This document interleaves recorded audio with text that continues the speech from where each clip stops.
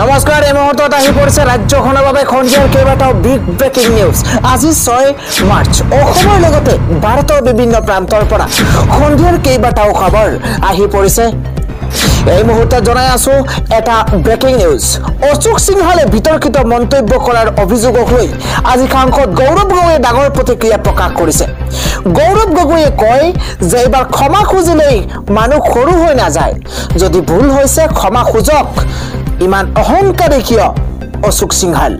অসমৰ সংস্কৃতিৰ কথা কোৱা বিজেপিৰ মুখ্যমন্ত্ৰীকে ধৰি মন্ত্ৰী বিধায়কে অশোক সিংহালক ভুল খুৱাই দিয়াৰ সলনি ৰক্ষণাবেক্ষণ হেদিছে বুলি মন্তব্য কৰিছে গৌৰৱ গগৈয়ে। ভাওনাক লৈ মন্ত্ৰী অশোক সিংহালে বিতৰ্কিত মন্তব্য কৰাৰ অভিযোগক লৈ সাংসদ গৌৰৱ গগৈয়ে এনেধৰণে মন্তব্য কৰা পৰিলক্ষিত হৈছে। আন এটা খবৰ হৈছে ইজৰাইলৰ সকলো পণবন্দীক মুকলি কৰিবলৈ শেষ সকিয়নি এবাৰ ডনাল্ড ট্ৰাম্পৰ। এই নিৰ্দেশ নামানিলেই হামাছক শেষ কৰাৰ ঘোষণা ডনাল্ড ট্ৰাম্পৰ। এই মুহূৰ্তত জনাই আছো ডাঙৰ ব্ৰেকিং নিউজ। হামাছে বন্দী কৰি ৰখা সকলো ইজৰাইলীক মুকলি কৰাৰ শেষ সকিয়নি ডনাল্ড ট্ৰাম্পৰ। এটা ব্ৰেকিং নিউজ। হামাছে বন্দী কৰি ৰখা সকলো ইজৰাইলীক মুকলি কৰাৰ শেষ সকিয়নি দিছে ডনাল্ড ট্ৰাম্পে। ডাঙৰ খবৰ জনোৱাৰ চেষ্টা কৰিছো। হামাছক মুকলি ধমক দি সকলো পণবন্দীক মুকলি কৰিবলৈ নিৰ্দেশ ডনাল্ড ট্ৰাম্পৰ নিৰ্দেশনা নামানিলেই হামাছক সম্পূৰ্ণৰূপে শেষ কৰাৰ কঠোৰ সকিয়নি ডনাল্ড ট্ৰাম্পৰ। বন্দী কৰি ৰখা শ ইজৰাইলীক বিনা চৰ্তে মুকলি কৰক হামাছে। সকলো ইজৰাইলীক মুকলি নকৰিলে শেষ কৰিবলৈ সাজু থাকক হামাছ। ডাঙৰ খবৰ জনোৱাৰ চেষ্টা কৰিছো। হামাছক ভয়ংকৰ পৰিণাম কহিবলৈ সাজু হোৱাৰ ধমক ডনাল্ড ট্ৰাম্পৰ।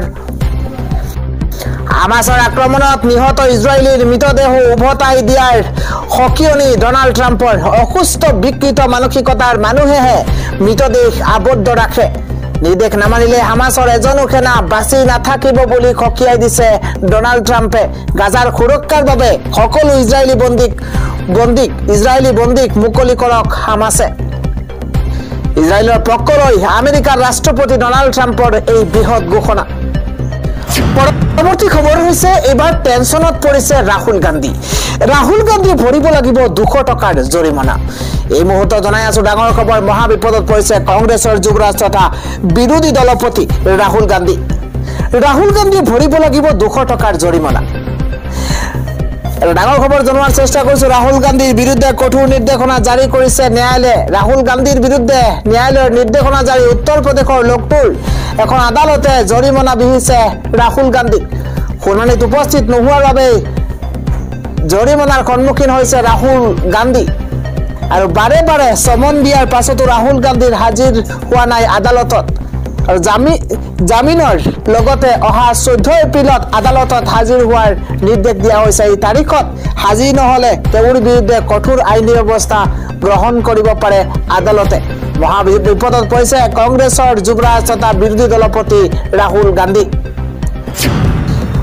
আন এটা খবৰ হৈছে মেট্ৰিক পাছ কৰিলেই পাব এতিয়া চৰকাৰী চাকৰি। 29,380 টকা দৰমহা আছে বিশেষ সুবিধা। এই মুহূৰ্তত জনাই আছো ডাঙৰ খবৰ। মেট্ৰিক উত্তীৰ্ণ হলে পাব চৰকাৰী চাকৰি।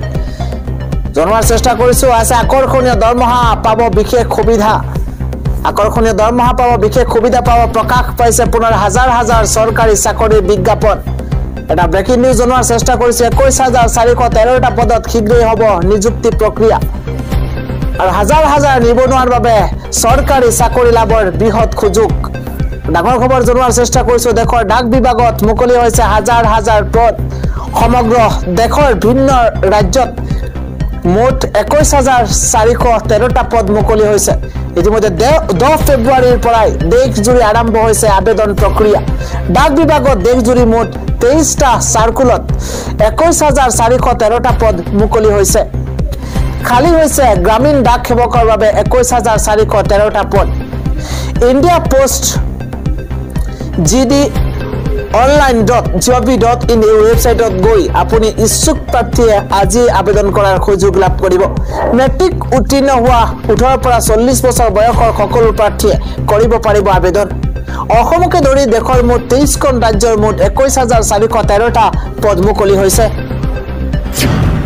আন এটা ডাঙৰ খবৰ হৈছে এবাৰ মিয়া বুলি কোৱাটো অপৰাধ নহয়। মিয়া শব্দক লৈ উচ্চতম ন্যায়ালয়ৰ তৰফৰ পৰা বিশেষ ৰায়দান প্ৰদান কৰা হৈছে।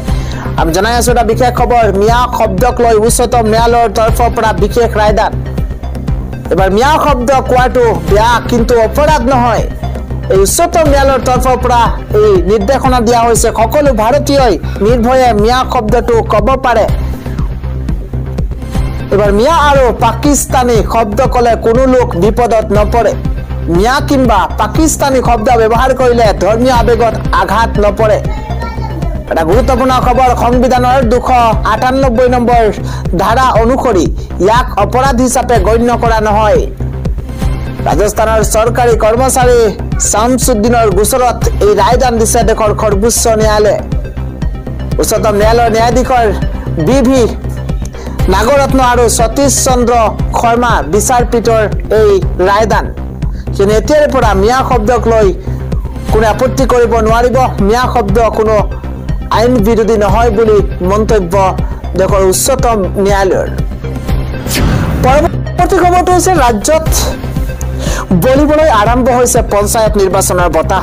17 মাৰ্চৰ পাছতেই জাৰি কৰা হ'ব নিৰ্বাচনী অধিসূচনা।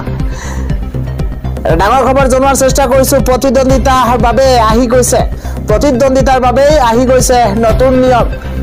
12 বিধ নথিৰ লগতে 33টাকৈ নতুন নিয়ম এইবাৰ পঞ্চায়ত নিৰ্বাচনৰ বাবে আহি পৰিছে। এটা নিয়ম যদি উলংঘা কৰে তেন্তে আপুনি খেলিব নোৱাৰিব পঞ্চায়ত নিৰ্বাচন। পঞ্চায়ত নিৰ্বাচনত প্ৰতিদ্বন্দ্বিতাৰ বাবে এইকেইটা নতুন নিয়ম আহি পৰিছে। কি কি নতুন নিয়ম আহিছে আমি এটা এটাকৈ জনোৱাৰ চেষ্টা কৰিছো। মুঠ 33টা নতুন নিয়ম। ভুৱা তথ্য দিলেই পৰিব আপুনি বিপদত। গাঁও পঞ্চায়তত লগতে আঞ্চলিক পঞ্চায়ত জিলা পৰিষদৰ প্ৰাৰ্থীৰ যোগ্যতা ইতিমধ্যে আহি পৰিছে। আমি জনোৱাৰ চেষ্টা কৰিছো। প্ৰথম, নিৰ্বাচন খেলিবলৈ আপোনাৰ বয়স হ'ব লাগিব ন্যূনতম 21 বছৰ। দ্বিতীয়তে উল্লেখ কৰা হৈছে প্ৰাৰ্থীগৰাকীৰ বাল্য বিবাহ কৰোৱা ব্যক্তি হ'ব নালাগিব। তৃতীয়তে 3 নম্বৰত কোৱা হৈছে পৰিয়ালৰ কোনো ব্যক্তি হ'ব নালাগিব বাল্য বিবাহৰে জড়িত। গাঁও পঞ্চায়তৰ বোৰ্ড সদস্যৰ পদৰ প্ৰাৰ্থী জেনাৰেল কাষ্টৰ মেট্ৰিক উত্তীৰ্ণ হ'ব লাগিব। 5 নম্বৰ কোৱা হৈছে ST SC OBCৰ প্ৰাৰ্থী হ'ব লাগিব 10ম শ্ৰেণীলৈকে পঢ়া। 6 নম্বৰ কোৱা হৈছে আঞ্চলিক পঞ্চায়তৰ সদস্য পদৰ বাবে যিকোনো প্ৰাৰ্থী হ'ব লাগিব 10ম শ্ৰেণী উত্তীৰ্ণ। এটা গুৰুত্বপূৰ্ণ খবৰ, 7 নম্বৰ আহি পৰিছে নিয়ম। জিলা পৰিষদৰ ক্ষেত্ৰতো প্ৰাৰ্থীগৰাকী হ'ব লাগিব মেট্ৰিক উত্তীৰ্ণ। প্ৰতিদ্বন্দ্বিতা কৰিব নোৱাৰিব যদিহে 2টা সন্তান 2টাতকৈ অধিক আছে। নতুন নিয়ম আহি পৰিছে। 2018 চনৰ 19 মাৰ্চৰ পূৰ্বে 2টাতকৈ অধিক সন্তান থকা প্ৰাৰ্থীহে কৰিব পাৰিব প্ৰতিদ্বন্দ্বিতা। 10 নম্বৰ SOP দিয়া হৈছে। নতুন নিৰ্দেশনা দিয়া হৈছে নৈতিক স্খলন সম্পৰ্কীয় অপৰাধত চৰকাৰী চাকৰি যোৱা ব্যক্তি অযোগ্য বুলি বিবেচিত হ'ব। দেউলীয়া ঘোষিত হোৱা ব্যক্তিয়ে খেলিব নোৱাৰে নিৰ্বাচন আৰু এইদৰেই চৰকাৰী অনুদান পোৱা ব্যক্তিয়ে খেলিব নোৱাৰিব নিৰ্বাচন। চৰকাৰী কৰ্মচাৰী খেলিব নোৱাৰিব। গাঁও পঞ্চায়ত জিলা পৰিষদৰ পাৰিশ্ৰমিক পোৱা প্ৰাৰ্থী হ'ব অযোগ্য। কৰ মাচুল পৰিশোধ কৰিবলৈ বাকী থকা ব্যক্তিয়েও নিৰ্বাচন খেলিব নোৱাৰিব। সমবায় সমিতিৰ ঋণ পৰিশোধ কৰিবলৈ থকা ব্যক্তিয়ে খেলিব নোৱাৰিব নিৰ্বাচন। এইদৰে 33টাকৈ নতুন নীতি নিৰ্দেশনা জাৰি কৰিছে এইবাৰ পঞ্চায়ত নিৰ্বাচনত প্ৰতিদ্বন্দ্বিতা কৰা প্ৰাৰ্থীসকলৰ বাবে। আজিৰ সন্ধিয়াৰ আন এটা ডাঙৰ খবৰ হৈছে কাইলৈ ৰাজ্যৰ লাখ লাখ নিবনুৱাৰ বাবে ভাল খবৰ। কিয়নো কাইলৈ ঘোষণা কৰা হ'ব ADREৰ 3য় আৰু 4ৰ্থ বৰ্গৰ পৰীক্ষাৰ ফলাফল। নিকা নিযুক্তিৰ দিশত হিমন্ত বিশ্ব শৰ্মাৰ চৰকাৰ আন এক বৃহৎ পদক্ষেপ। 7 মাৰ্চ কাইলৈ ADREৰ 3য় আৰু 4ৰ্থ বৰ্গৰ পৰীক্ষাৰ ফলাফল। 12 মাৰ্চত অসম আৰক্ষীৰ কনিষ্টেবল পৰীক্ষাৰ ফলাফল ঘোষণা হ'ব। 27 মাৰ্চত অসম আৰক্ষীৰ কামাণ্ডো বেটেলিয়নৰ ফলাফল ঘোষণা কৰা হ'ব। আৰু একোজ আগুৱাই গৈছে চৰকাৰে। নিকা স্বচ্ছ আৰু নিকা নিযুক্তি প্ৰক্ৰিয়াৰ দিশে আগবাঢ়িছে পুনৰবাৰ হিমন্ত বিশ্ব শৰ্মা নেতৃত্বাধীন এখন বিজেপি চৰকাৰ। ইতিমধ্যে প্ৰকাশ পাইছে অসম আৰক্ষীৰ SI পদ আৰু অসম আৰক্ষীৰ চালকৰ ফলাফল। অসমত ইতিহাসত নিশাভাৱে নিযুক্তি পাইছে 1.5 লাখ যুৱক যুৱতীয়ে। APSCৰ পৰা আৰম্ভ কৰি ADREলৈ স্বচ্ছ হৈছে নিযুক্তি প্ৰক্ৰিয়া। ইতিমধ্যে মুখ্যমন্ত্ৰী হিমন্ত বিশ্ব শৰ্মাই নিকা আৰু নিযুক্তিৰ কথা কৈছে। বহু দৰিদ্ৰ কিন্তু মেধাসম্পন্ন ছাত্ৰ ছাত্ৰীৰ জীৱন সলনি কৰিছে এই নিকা নিযুক্তিয়ে।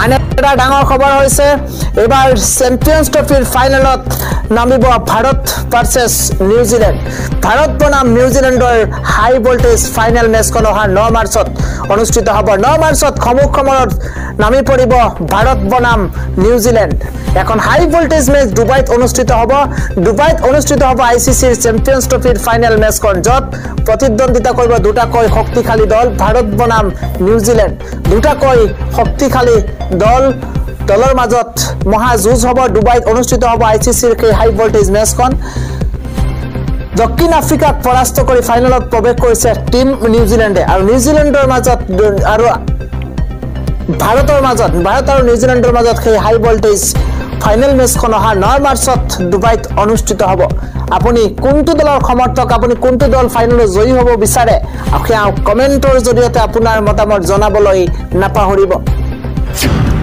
পৰৱৰ্তী খবৰটো হৈছে বিশ্বৰ মুছলমানে বয়কট কৰিছে ইজৰাইলৰ খেজুৰ লোকচান হৈছে $500 বিলিয়ন